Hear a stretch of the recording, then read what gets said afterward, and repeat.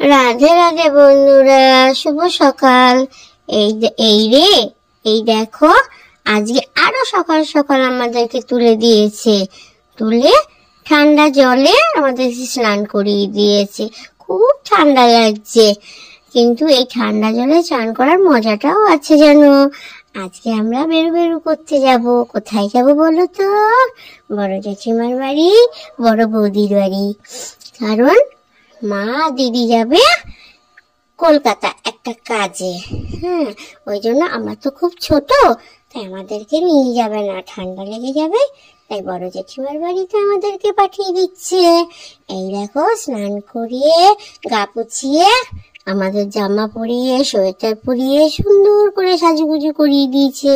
কেন আমরা বেরু যাবো তো, আমাদের সঙ্গে আমাদের জামা সোয়েটার সবকিছু গুছিয়ে দিয়েছে।